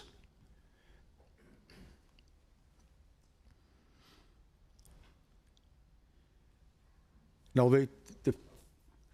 that's the one, thank you. I was first involved about the potential of this site towards the back end of 2019. And on the 3rd of January 2020, I actually sent an email to the officer asking where will the access stroke egress be for this site. And it went on to say any access to Butterworth Lane would not be acceptable. Now here I am supporting what I said 6 years ago. Residents are rightfully concerned about traffic as they are in the triangle of Hollywood Avenue, Broadway and Semple Way, all of which become heavily congested. And you can see there the site where the housing application relates to, and it's surrounded, as Mr Jackson said, by 2A roads, Hollywood Avenue and Broadway, and Semple Way. Like Mr Jackson, I know the area well, and you can see Semple Way quite regularly blocked from top to bottom, from Broadway to Hollywood Avenue. I've come past Hollywood Avenue on my way here this evening, and traffic going past the site has stretched from Broadway down to Skull Street. Broadway itself is absolutely chocker. We had a meeting with National Highways along with the owners of the Bolton Horses and Costco a couple of weeks ago, along with Jim McMahon, to try and resolve one congestive issue in the area. And while National Highways have indicated they can do something about it, it is years down the line, because like anything else, the funding isn't there. So what this does is to throw potentially 149 plus vehicles from one estate onto Butterworth Lane, which is an unclassified road to the best of my knowledge, and into school traffic. There can't be a councillor in this chamber today that doesn't at some stage get complaints about the volume of traffic and the behaviour of parents when it comes to it. And the thing is, with this site, if you come out of it and turn right and go to the end of Butterworth Lane, all you can do is turn left and go down Broadway. Unless you're like some motorists I've witnessed and I've taken up with National Highways, where they just go past the island and then do a U-turn. And that happens more than you would care to believe. If you look at page 7, 2.1 bullet point 3, it makes reference to CCTV at Broadway / Collingwood Avenue Junction to support traffic management. What about Butterworth Lane and Hollywood Avenue? You know, here, as I said, there's all this potential for traffic to come out that can go left, right or straight on. No management schemes in place there, and that is where the bottleneck will be. We have tried with National Highways some years ago to get a filter on the lights at Hollywood Avenue and Broadway to enable traffic to turn right up Broadway. They wouldn't do it. So I don't see what the purpose or benefit would be for anything like that to take place now. Just going back to the meeting we had with National Highways, the MP Jim McMahon made it known to National Highways that he's used Semple Way and it's taken him 20 minutes to get up the road. It is that bad. I'm surprised that National Highways in their submission have said it won't be have a severe impact on traffic. Well, it probably won't, because it's all still. It's not moving. So throwing more cars in seconds left. Isn't going to impact on their traffic. All it's going to do is extend the queues even further. So we're going to finish up with traffic trying to get onto the motorway from Butterworth Lane that's going to be stuck on Semple Way. It's as simple as that. But what I will say, Chair, you know, in the event that the members are mindful to agree to this development, can we be given assurances that when it comes to siting of the larger properties, these will not be placed so as to dwarf the bungalows or other properties on the edge of the site? Now, reference has been made to the 106 funds. Are these set in stone? Probably not. As a former member of the planning committee, there have been occasions when a developer has come back seeking to reduce or even eliminate such contributions because the site doesn't become affordable and they can't afford the 106 money.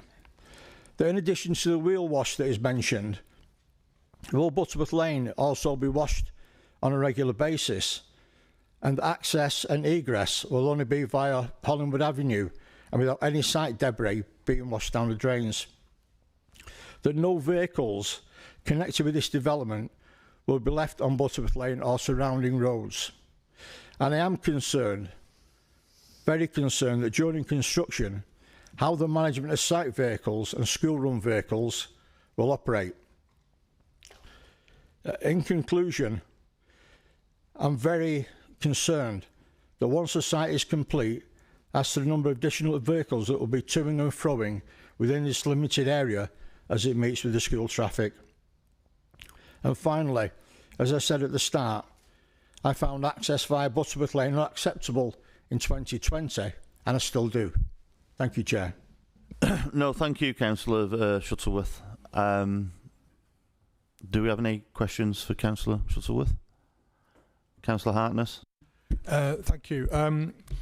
So obviously you mentioned that Butterworth Lane is not an ideal access point. I know obviously this scheme's not here to resolve all the wider issues of congestion around the area, but I think it was suggested that there was some other access points which were pedestrian ones in other parts of the site. Would there be a better sort of access point going onto one of the other roads, or to have more access points, or how would you envisage resolving that issue rather than using Butterworth Lane? Well, the only other way I could think of anything would be via Hollingwood Avenue. I know some residents are fearful that where you've got Teesdale and Rydale, which is at the bottom of this site onto Semple Way, that could be a site. But, you know, that property, that area, has already suffered enough because properties were lost to the motorway and to Semple Way. I don't see Hollingwood Avenue, to be honest with you, as being ideal, but at least it's not going to have this situation where traffic coming in and out of the site is liable to meet school traffic. Just one from me, Councillor Shuttleworth, just so I'm clear in my mind's eye in terms of your view on this, and obviously you're an esteemed councillor in that area. Are you saying this development or any such development along these lines is wholly unsuited because of the current and future planning potential with it in terms of houses, or are you suggesting that this could be adapted to an acceptable conclusion? What I'm saying, Chair, is that to me, the proposed access and egress onto this site is not acceptable. We all, you know, in this chamber know the need for houses in Oldham, and that is the big problem. You know, the moral issue for me is houses, and Mr. Jackson has indicated that he's not against the houses. I think it's the access and egress onto that estate that is the worry, because it is direct, well, more or less directly opposite Crescent Road.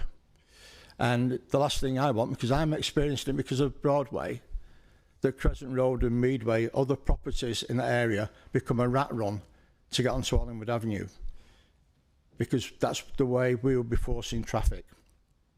And I have serious concerns that even if the traffic comes out and turns left towards Hollingwood Avenue, there is a bend there, it's a 40-mile-an-hour bend. And you've also got, as you turn left, an area that was been designated to try and give safe passage for children from the other side of Hollingwood Avenue to get to Butterworth Lane School. So 40-mile-an-hour traffic trying to turn left, and kiddies with the parents trying to cross the road is a recipe for disaster. Okay, as the salient point seems to be the access and the traffic that this development may cause. I would suggest we focus on that as the initial talking point. But do we have any more questions for Councillor Kenyon? Thanks, Chair. So if I can just ask Graham really to clarify your question. So in its current form, are you saying, you know, you're asking the committee to refuse or amend? Thanks, Councillor Kenyon. I said in 2020 that an access egress on Butterworth Lane is a no-go for me. And I'm afraid it's still a no-go. Thank you, Councillor. So then I'll open up to the floor. Has anybody got any? Well, I suppose the elephant in the room is you. Yes, it would be Wendy. I mean that in the nicest possible terms.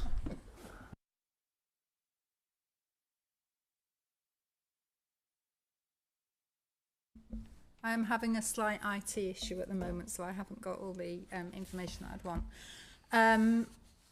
I might jump from point to point, but it's because we assess the whole and not just focus on one thing. So the local highway authority were consulted, as were Transport for Greater Manchester and National Highways. So we've all come to a conclusion that the access is acceptable, the levels of traffic and the impact on the local highway network and the strategic highway network are acceptable. And before I start explaining why, when we're presented with a planning application, I say this so many times, we have to assess what we're presented with. So if the access wasn't acceptable, we'd say so, and we'd speak with the applicant and ask them for an alternative, and then a planning officer would advise the local highway authority during part of these discussions as to whether a whole new application is to be submitted or if it can be done as part of the discussions. And a couple of points. So in this instance, sorry, not going off that point, in this instance, we haven't considered another access because the access that was proposed is acceptable and deemed safe, and I'll go into why in a minute. But just to clear up a couple of points, Butterworth Lane isn't classified, it is adopted, it's not classified. Road safety audits have been carried out.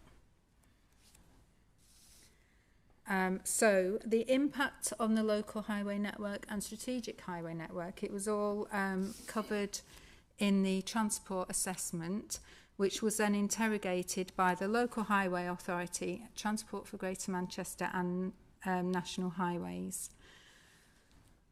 Again, I say this every time, I've got to assess the effect of the development on the existing conditions. So in the morning, in the period between 8 and 9 o'clock, there'd be an additional, so it's within an hour, an additional 74 movements to and from that site. And in the evening between 5 and 6, there would be an additional 86 movements during that hour. As part of the transportation work, an analysis of the nearby junctions was also undertaken, and it showed on each that the impact would be low, and that was verified by Transport for Greater Manchester and National Highways, as well as the local highway authority. And that showed that there'd be low impacts on capacity, queuing and delay. Just looking at my notes. The access itself, it was an existing access, which didn't serve a housing development, but it did serve a school. And again, the visibility and geometry that are presented to us are acceptable and meet design standards. We haven't really spoken very much about the internal layout, but if you look at the original internal layout that was presented, it's very different from what we have now, because that wasn't deemed acceptable to the local highway authority. So we've worked with the applicant to ensure that it is acceptable. I think I've covered most of the points that have been raised. Oh, the management of the site was mentioned. We've got a condition for a construction management plan, and I have an interest in that, because we need to, as Councillor Shuttleworth rightly said, manage traffic or construction traffic to the site alongside the school traffic. So there'll be restrictions on when plant material and deliveries can be made to the site. I'm also interested in where parking and contractors parking will take place. So that has to take place within the site, and there'll be phasing to ensure that there's always space for them. And there will be a wheel wash facility required as part of the construction management plan, even though it's covered by separate highways legislation. Would like to add to that, Peter? Just to add slightly to what Wendy's saying as well, in terms of, I think, I want to acknowledge and hear the concerns raised both by Mr Jackson and by Councillor Shuttleworth about the existing traffic situation. But obviously, we can't simply refuse an application because of the existing traffic situation. That's not the development's fault. It's not for them to fix that existing issue. What we have to assess is what is the anticipated change to the situation because of this development, and is that going to have an unacceptable impact in terms of highway safety or an impact on the road network. So, and again, Mr Jackson referred to the MPPF paragraph that we've quoted often in this committee, and that's our test. And ultimately, as Wendy set out, 3 highways bodies have all confirmed it's not going to have an unacceptable impact on highway safety. It's not going to have impacts on the road network that are severe compared to the current situation. Thank you. Councillor Hartness. Thank you, Chair. I may have missed it, but did you say that Butterworth Lane was unadopted? Was the first question. The second one was, you mentioned about the figures about the number of turnover per hour. Is that in total, or is that above extra above to the fallback position? Because the fallback position was a school, wasn't it? So if you could just clarify those, that'd be great. I nearly said unadopted. I meant unclassified, so it's not classified. It is adopted. It definitely is adopted. I don't know what the figures are for when the school was in operation, but the important thing here is that the additional amount of traffic proposed by this development won't have a severe or significant impact on traffic generation on the local highway network or the strategic highway network. And when I say strategic, I mean the motorway and Broadway in this instance. Councillor Kenyon. Thanks, Chair. Wendy, can I ask, do you mean so the level and the impact on the traffic on the existing highway network? Do you mean, I mean, if I'm being facetious, I might say Butterworth Lane is already terrible, so adding a bit more, it's just a different degree of terrible. And my second question is, did you discuss, whilst you were developing the plan with the applicant, did you discuss other entrances and exits to the site?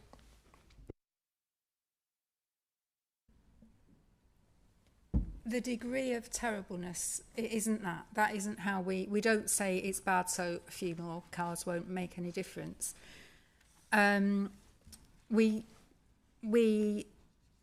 It's quite a technical process, and we look at the expected additional amount of traffic and then look at the expected movements over the network that they're expected to do. And then each major junction was analysed also. So the effect of, and this is all we can do, the effect of that amount of traffic, and the numbers that I gave you are in the peak period, so that's when the surrounding highway network is at its busiest, obviously, and when the development will generate more traffic.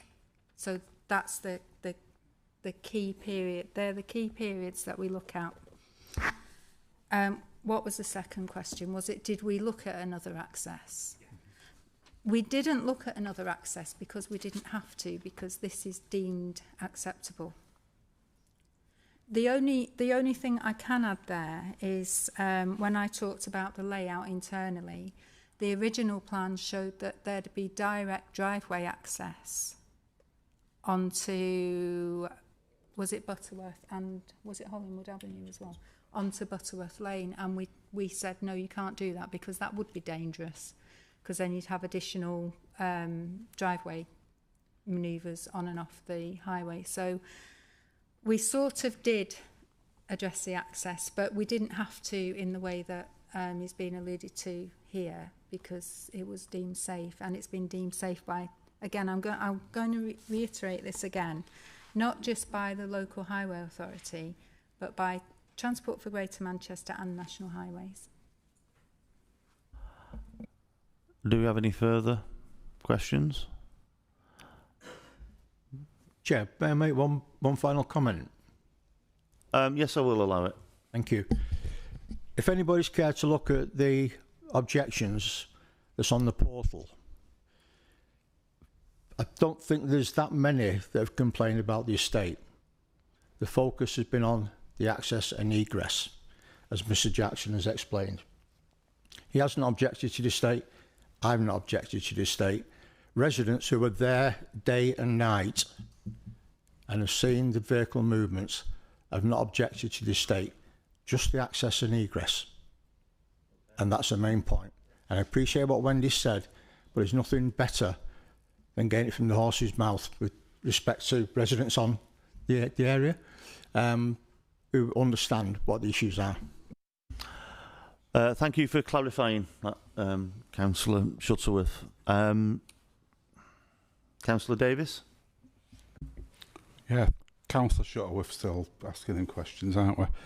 So Graham, then, there's no other access road, is there, in or out of the site apart from Butterworth Lane, is there? I know the area really well, and it is busy, but I can't see where there's any other access roads where it could work better. Well, I don't know if it would work on Hollingwood Avenue. I'm not a highways engineer, but you know, if there's nowhere else that's better and that's not good, then what's the answer? Well, I suppose the answer in that terminology is we're here to make judgment on the planning as it is before us, and not on any potential or non-potential alterations which would deem another application in itself. So do any members wish to make a, do you want to add anything, Peter, before we okay, so I mean, I think I just wanted to address the point about an alternative access, even though you're quite right, Councillor Hintz, you know, you have to, the committee needs to make a decision tonight on the proposal before it. It's not appropriate for us, it wouldn't be appropriate for us to, for example, say to the applicant, take it away and look at a different access. They've got an access proposed, 3 highways authorities have said it's safe. So they don't have to provide an alternative. Having said that, in terms of the only possible alternative would be an access on Hollingwood Avenue. I don't know if you can change the plan to it's the one that's slightly zoomed out. Oh, that'll do, yeah. And you can see where the junction of Semple Way is. You've then got the canal immediately, and then you've got the site. So any access there would be very close to an already busy junction with Semple Way, which actually, I mean, I'm not a highways engineer, but I would have concerns about that from a starting point. Obviously, it would need to be assessed properly and what have you, and I might be proven wrong. But that's my gut feel of my experience in over the years in planning, that junction would be too close to an already busy junction. So there isn't an alternative really, in my opinion. But notwithstanding that, I say what's been proposed is already acceptable from three highways authorities.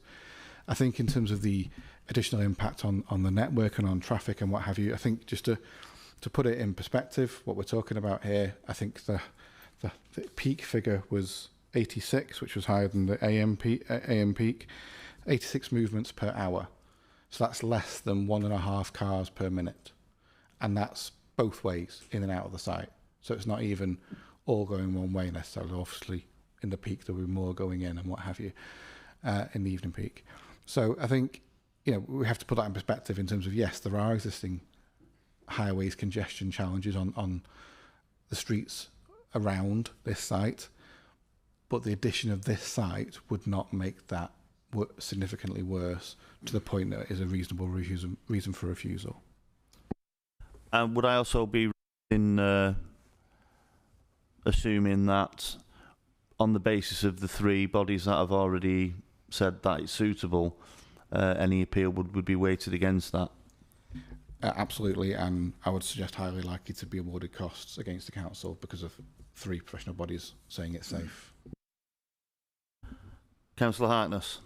Yeah, it's just on the 106 of the transportation. So there was obviously £6,000 going to be put in for the CCTV camera at Broadway and the Hollingwood Avenue. I think Councillor Shuttleworth made reference to another potential site which might be useful to have a camera in, if I recall. So that was the one place, which is one there. Did you say there was another place as well to have a camera? No, so my mistake then. Okay, I don't even. That's fine. Yeah, have you got any suggestions for camera positions? Not so much, but I was hoping there was going to be a question there because it would give me an opportunity, so I've stepped in anyway. Just to pick up a couple of things that Councillor Shuttleworth said. So first of all, in terms of the CCTV camera, TFGM have asked for that as a way of helping to manage that particular junction. So the way, obviously... Is it a speeding camera? No, a CCTV camera. So effectively there are hundreds of cameras, I imagine, across Greater Manchester that go into a central centre that is monitored, and therefore if there is particular congestion on a particular arm of a junction, they can adjust the way the traffic signals work. That's my non-highways expertise, putting it in as simple as I understand it. So it is a helpful thing. You wouldn't tend to put that on a junction where you have an unclassified road coming onto an A road, such as Butterworth Lane to Hollingwood Avenue. It's more appropriate because, again, any traffic issues in the area are more likely to be being caused by that bigger junction that's having a knock-on effect on subsequent junctions. I think as well, while we're also talking about Section 106 contributions, just wanted to pick up on something Councillor Shuttleworth said about them not being certain. They are. I mean, in my time here at the council, we have had no Section 106, no developers come back to us asking to renegotiate a developer contribution, and we will be very reticent to do so if ever one was asked for.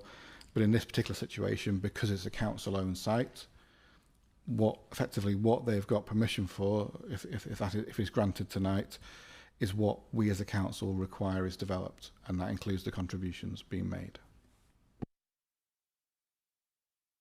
Thank you, Peter.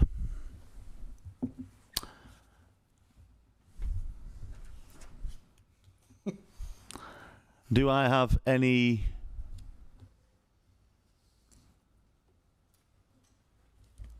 Councillor Lancaster? Thank you, Mr. Chairman. I'll start first, perhaps. For the last application, I opposed deferral because I felt that we had all the information required and there would have been any alternative configurations, if you will, to consider. With this application, however, it strikes me that a very clear alternative proposal has been made about what this development could look like. And I suppose for the developer, in the interests of wanting to develop with popular support of the near neighbourhood, I wondered if we could use the opportunity of deferral in this application to consider the alternative configuration for the access egress point. I appreciate that Peter in his remarks did indicate that speculate that perhaps the alternative proposal for the access egress point wouldn't be suitable, but I think probably by his own admission that was speculative because it hasn't been considered at any point either by the developer or by the local highways authority. So I don't know if that perhaps that constitutes a proposal for deferral on the basis of exploring the alternative access egress point. But I'd be interested to hear other committee members' views on that. Well, we'll just clarify, first of all, the not the logic, but rather the procedural aspects, if it could be deferred under them circumstances.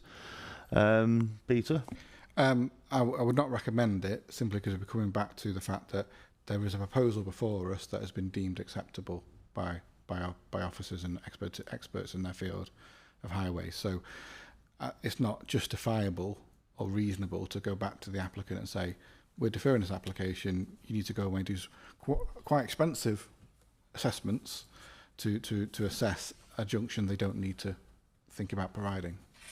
Just to caveat that, the applicant could turn around and say, no, I'm not doing that, I'm submitting this application, it's already been approved by 3 bodies in terms of... They can say no, and they could also appeal for non-determination. Does that give you some clarity, Councillor Lancaster? It does, Mr. Chairman, but of course another way this could play out is that the majority of committee members could think that that access point is unsafe and refuse this on grounds of highway safety. So I was only trying to think of a more conducive and productive... I appreciate your pragmaticness, if I pronounce that right. Councillor Akhtar. Thank you, Chair. For me, the acid test is that obviously there used to be a secondary school there, and at peak time, will the car manoeuvrability be more if the secondary school was there instead of the actual development that's in front of us? If so, then obviously what's being proposed could work, because obviously the worst scenario could be that somebody comes along and says we're developing a secondary school back there again, and we'll have no reasons to refuse it then, because precedents are already been set of a school being on that particular site. So personally, I understand what Councillor Shuttleworth is saying, but what we've got in front of us, I feel comfortable with what the officers are proposing to us. Are you making a proposal for... I'll listen to others and then we'll see. Oh. Councillor Kenyon? Thanks, Chair. I appreciate you've not stuck your finger in the air and go, how many cars at peak time? And I know with a lot of building services and construction, you have models and, you know, worked out and refined over many, many years, and this will be one of those. I think a lot of us all accept that sometimes models don't reflect local lived experience, and I'm a bit disappointed on your behalf, really, that back in 2019 you pointed out that this would be a real local problem that perhaps is not reflected in the models, and that no one took you up on your offer to explore other access points or another configuration of the site to actually minimise that. You're there to represent residents, and there's been a disconnect there. That's really disappointing.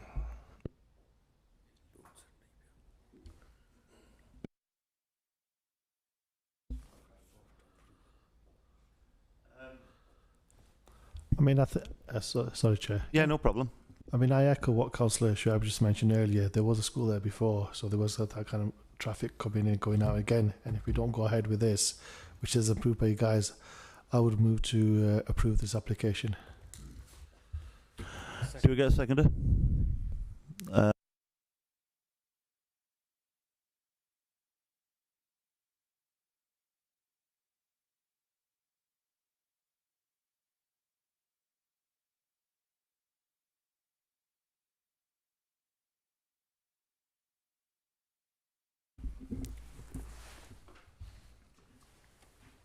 We can go straight on to the next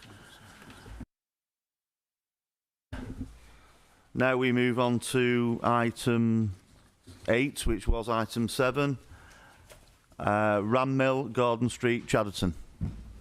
Have a good handover to Stephen. You've been waiting in the wings, Stephen, so It better be worth the wait. Thank you.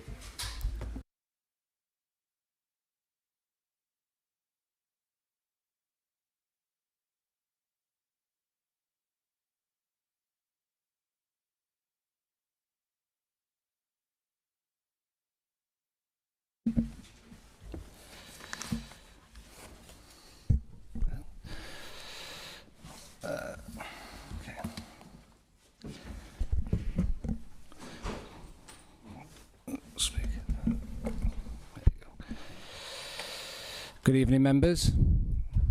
This application is an outline application with landscaping reserved relating to a change of use of floors 2, 3 and 4 at the former Ram Mill building to provide hotel accommodation.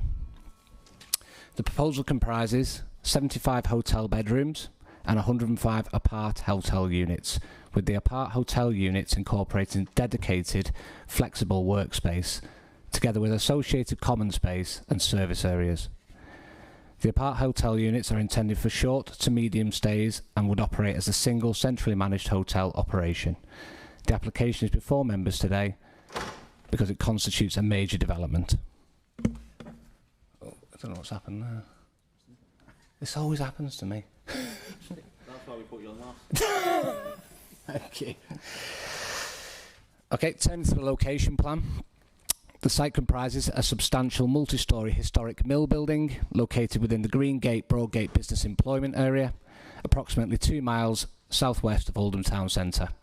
Members will note that the application relates only to the upper floors of the building. The lower floors have already been refurbished and brought back into active use under previous planning permissions, accommodating a successful mixed-use scheme including offices, cafe, a gym and a range of other recreational type uses. The proposal therefore represents the next phase of an ongoing regeneration of the building, focusing on the floors that are currently underutilised. As you can see from the site photos, these show the existing condition externally and the context of the site. The building is a prominent Edwardian mill building and is recognised as a non-designated heritage asset. Significant financial investment has already been made by the current owners, resulting in a successful reuse of the lower sections of the building, already alluded to. The upper floors remain characterised by large open plan industrial floor plates reflecting the building's historic use and providing the opportunity for a sensitive adaptation. Just turning to the principle of development, the proposed use is expressly identified as acceptable within the business employment area under Local Plan Policy 14. The development will bring currently underutilised floors back into active use, support a continued investment in the building and would not displace any existing employment uses on the lower floors. It is therefore concluded that the proposal is acceptable in principle and accords with the local plan.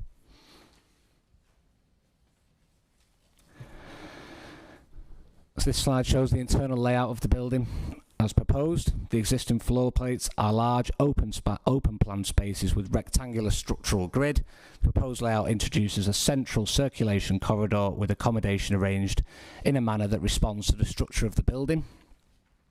The apart hotel units are predominantly located around the perimeter of the building, allowing them to benefit from existing windows and natural light, while the hotel bedrooms are located within the internal zones of the internal floor plates. In heritage terms, the proposal involves no changes to the external scale, height, massing or footprint of the building, and the external elevations and the architectural detailing are retained. Growth Lancashire, the Council's heritage advisors, raised no objection and conclude that the development would not result in harm to the significance of the non-designated heritage asset. They advise that if any replacement windows are proposed, then these should match those in the lower sections of the building, which is secured by condition, as you will see on the committee report. So again, just some further images of the building, external elevations as proposed, no change from the existing. So other material planning issues to consider. In terms of fire safety, a fire safety document has been submitted. Greater Manchester Fire and Rescue Service raised no objections, nor does the Health and Safety Executive, raising no concerns with the application. With regard to amenity, the site is well separated from residential properties. Environmental Health raised no objections in relation to noise, air quality or general amenity. subject to a condition requiring details of ventilation, which has been included, as you will see on the committee report. In highways terms, the transport assessment has been submitted and reviewed by both the Council's highway engineer and Transport for Greater Manchester. Trip generation is broadly neutral, junctions operate within capacity, and no objections are raised subject to conditions including cycle parking provision, as you will see on the committee report. So just turning to some of the benefits of the scheme. The applicant estimates that approximately £20 million of private investment would be made bringing this scheme forward, added to the investment that's already been invested in the lower sections of the building. The development would support the ongoing employment opportunities during the operational phase and would also generate additional visitor expenditure within Oldham, supporting the local economy. Importantly, the proposal would help secure the long-term viable reuse of the upper floors of a non-designated heritage asset, which is a significant benefit, and the uses proposed would complement the existing operations already established in Ram Mill. So just in conclusion, 1, the development is acceptable in principle within a business employment area. 2, the proposal represents an appropriate and sensitive reuse of the upper floors of a non-designated heritage asset, with no unacceptable impacts identified in relation to heritage, highways, amenity, fire safety, ecology, flood risk or energy matters. And 3, the scheme would deliver significant economic and regeneration benefits supporting the continued revitalisation of Ram Mill. Taking all material considerations into account, the application is therefore recommended for approval, subject to the conditions set out in the committee report. Thank you. Thank you. Just I'd like to go on record and commend the developer for his bravery, because such buildings are obviously can bring in significant and incur significant costs. We are a mill town. It's part of our heritage, and far too many of these sites have seen dust, and it's great to see an example repurposed. So you know, it's been I would imagine this has been an extremely risky venture, and something that has obviously come into fruition and benefiting local residents and the economy. So that's my view on it. Do we have any questions for the officer?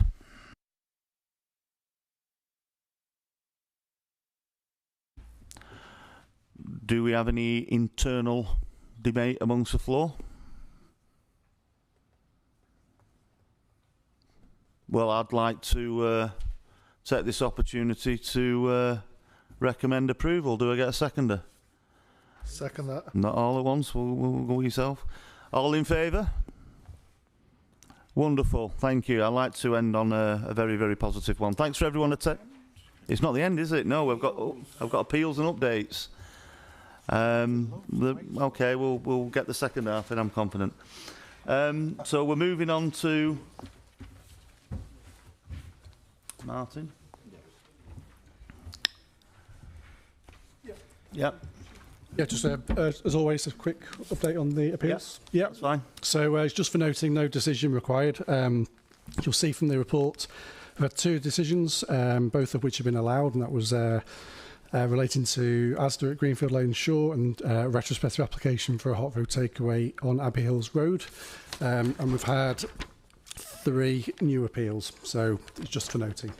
So just to conclude. Okay, I'll bring this meeting to a close. Thank you for your attendance. Thank you.